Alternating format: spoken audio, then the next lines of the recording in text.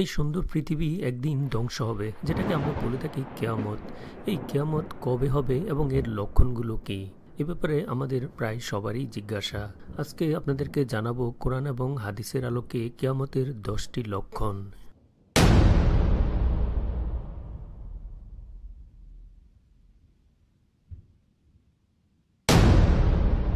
অন্যতম একটি লক্ষণ হচ্ছে কাবা শরীফ ধ্বংস হবে। ইসলামী বিশেষজ্ঞদের মতে হযরত মুহাম্মদ সাল্লাল্লাহু আলাইহি সাল্লাম বলেছিলেন, একজন ইথিওপিয়ান লোক কাবা শরীফ ধ্বংস করবে। আমি দেখতে পাচ্ছি তিনি একটির পর একটি পাথর ভাঙতেছেন।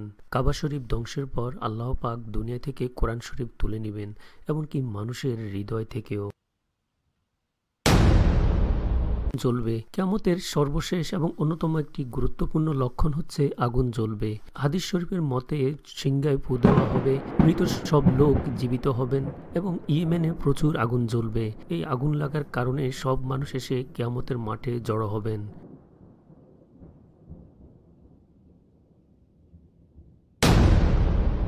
কিয়ামতের অন্যতম একটি লক্ষণ হচ্ছে ল্যান্ডস্লাইডস, অর্থাৎ ভূমিধস হবে। 3 দিক থেকে ভূমিধস হবে, একটি হচ্ছে পূর্বে, একটি হচ্ছে পশ্চিমে এবং একটি হচ্ছে আরাবিয়াতে। এই পৃথিবী কলাপস করবে এবং সবকিছু তার মধ্যে প্রায় ডুবে যাবে। অনেক লোক এতে মারা যাবে। হযরত মুহাম্মদ সাল্লাল্লাহু আলাইহি সাল্লাম বলেছেন, যখন এই অঞ্চলগুলোতে অত্যাচার ব্যভিচারের মাত্রা এক্সট্রিম লেভেলে চলে যাবে, তখনই এই লক্ষণটি দেখা যাবে। কিয়ামতের অন্যতম একটি লক্ষণ হচ্ছে সূর্য পশ্চিম দিকে উদিত হবে। আমরা জানি এখন সূর্য পূর্ব দিকে উদিত হয়ে পশ্চিম দিকে অস্ত যায়, কিন্তু যখনই কিয়ামতের দিন ঘনিয়ে আসবে তখন অন্যতম সাইন হবে সূর্য পশ্চিম দিক থেকে উঠবে। হাদিসের মতে ততদিন কিয়ামত হবে না যতদিন সূর্য পশ্চিম দিক থেকে না ওঠে। কোরআন এবং হাদিসের মতে এটি কিয়ামতের অন্যতম একটি লক্ষণ। এই সূর্য পশ্চিম দিকে উদিত হলে সবাই আল্লাহকে বিশ্বাস করবেন, কিন্তু কোরআন এবং হাদিসের মতে সেটি হবে অনেক দেরি।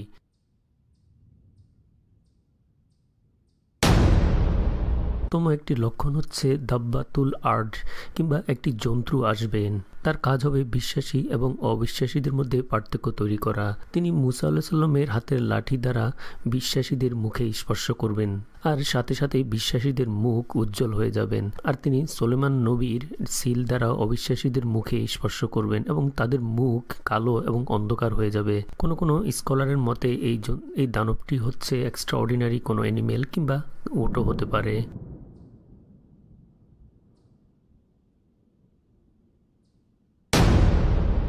কিয়ামতের অন্যতম একটি লক্ষণ হচ্ছে আকাশ থেকে ধোঁয়া নির্গত হবে। পবিত্র কোরআনে বলা আছে, সেই দিনটির জন্য ওয়েট করো যেদিন আকাশ থেকে ধোঁয়া নির্গত হবে। ধোঁয়া সারা পৃথিবী কাভার করে ফেলবে 40 দিন পর্যন্ত। প্রকৃত ইমানদারদের জন্য এই দিনগুলো কঠিন না হলেও, তবে নাস্তিকদের জন্য এটি হবে খুবই দুঃসময়।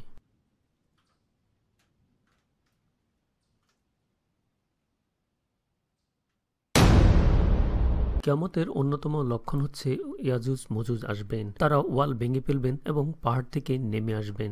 জুলকারনাইন, যিনি ছিলেন অনেক পাওয়ারফুল এবং ক্ষমতাধর রাজা হযরত ইব্রাহিম আলাইহিস সালামের সময়ে, একবার তিনি উত্তরে ভ্রমণ করেছিলেন এবং পাহাড়ের পাদদেশে একটি জাতির সাথে দেখা পান। তারা ইয়াজুজ মজুজ নামে পরিচিত। এই ইয়াজুজ মজুজেরা তাদের সঙ্গীদেরকে হত্যা করে। তাদের হাত থেকে রক্ষা করার জন্য জুলকারনাইন একটি আয়রনের অর্থাৎ লোহার ওয়াল তৈরি করেছিলেন। এই লোহার দেওয়াল ইয়াজুজ মজুজ যেদিন ভাঙতে পারবেন, সেটি হবে কিয়ামতের অন্যতম একটি লক্ষণ। কিয়ামতের তৃতীয় লক্ষণ হচ্ছে ঈসা নবী আসবেন। কোরআনের মতে ইহুদিরা ঈসা নবীকে হত্যা করেননি। ঈসা নবীকে আল্লাহ পাক স্বর্গে নিয়ে যান। দুনিয়াতে আবার ঈসা নবীর আগমনই হবে কিয়ামতের অন্যতম একটি লক্ষণ। ঈসা নবী আসবেন এবং তিনি 3টি কাজ করবেন। প্রথমত হচ্ছে তিনি দাজ্জালকে হত্যা করবেন এবং মুসলমানদেরকে ইয়াজুজ মজুজের হাত থেকে রক্ষা করবেন, এবং তিনি খলিফা হবেন এবং ইসলামের প্রসার ঘটাবেন।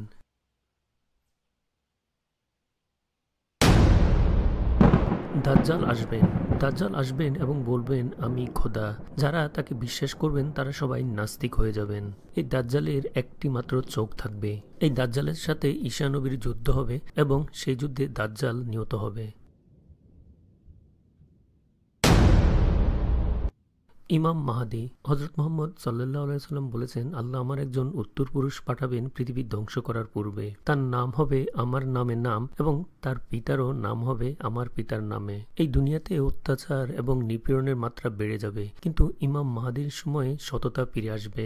আকাশ থেকে একজন ফেরেশতা বলবে, ইনি মাহাদি, তোমরা তাকে শোনো। তিনি তোমাদের খলিফা এবং তিনি সব অন্যায়ের বিরুদ্ধে লড়বেন। ভিডিওটি যদি আপনার ভালো লাগে এবং এই ধরনের ভিডিও যদি আরও দেখতে চান, তাহলে লাইক, কমেন্টস, শেয়ার করতে ভুলবেন না, কারণ আপনাদের লাইক, কমেন্টস, শেয়ার আমাদের কাছে অনেক অনেক অনুপ্রেরণীয়।